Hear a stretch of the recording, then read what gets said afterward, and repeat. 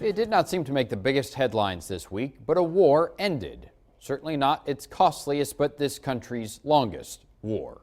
The ceremony was Sunday, but starting tomorrow, Afghanistan's forces will officially take responsibility for security in their country. More than 2,200 Americans have died there. Thankfully, so many more have been able to make it home.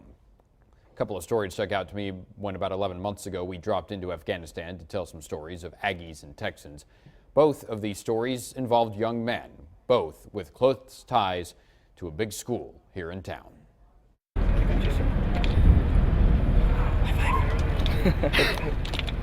As the sun sets over Bagram, Lieutenant Chris Torres and members of Alpha Battery, 3rd Battalion, 82nd Field Artillery rise. The best time for the enemy to hit us is when we're sleeping. So what we do is we sleep during the day when we're most energetic. We're supposed to be most energetic. And then we wake up at night and we control the nightlife.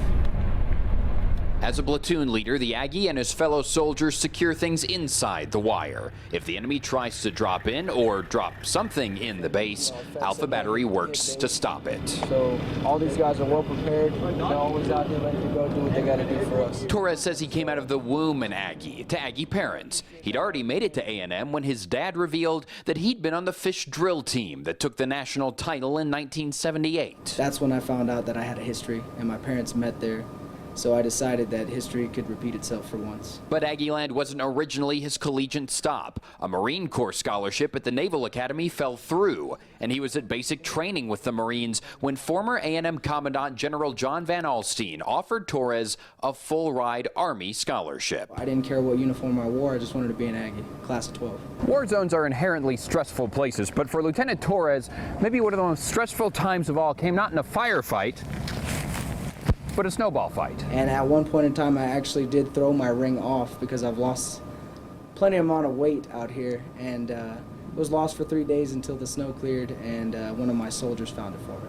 I do believe that it was really heartfelt when I did lose my ring. However, I believe my overall responsibility in making sure every one of these soldiers gets home alive and well to their families is a little bit more heart-pounding. Everything ready to go? Ready for the start night? Right. I know we're here a little earlier than you.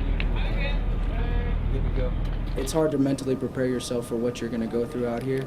However, I know after 4 years of A&M and the crucial, important facts that they put into you and the mindset they instill, you'll be prepared for it.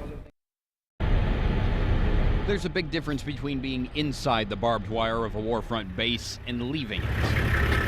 6 years in the military, Captain Jason Ramirez is deployed to Iraq once and Afghanistan now twice. I was outside the wire conducting operations daily, every day. This is my first deployment behind a desk, but everybody contributes, and I'm just, glad to be a part of the team. Ramirez is serving as a liaison officer with 2nd Brigade, 1st Cavalry Division, helping move critical information on operations in a field he knew he would be a part of. Growing up as a military brat, you're kind of surrounded by it, and you see what it's all about, and so that kind of helps shape me into the person that I am, especially with my dad being in the Army, the discipline he instilled, my grandfather, his history. Joe Ramirez Sr. served in the Korean War and was taken prisoner for nearly 3 years. Joe's son was inspired. Despite being surrounded by gang influences that led other family down bad paths, Joe Jr. ended up in Texas A&M's Corps of Cadets, then in the Army. He rose to be a general, one that now leads the A&M Corps as its commandant. Jason Ramirez's A&M ring comes from Corpus Christi, but his love for College Station's campus is clear, along with for his inspiring dad. He understands exactly what I'm going through, so it's easy to talk with him. He's always been 100% supportive. Of course, he's worried. He doesn't like that I'm over here, but he definitely understands why I chose to come back over here and what I'm doing. How much of an inspiration is your father to the path that you took? Just very inspirational. He's my hero. He's my role model. He's somebody that I've always looked up to.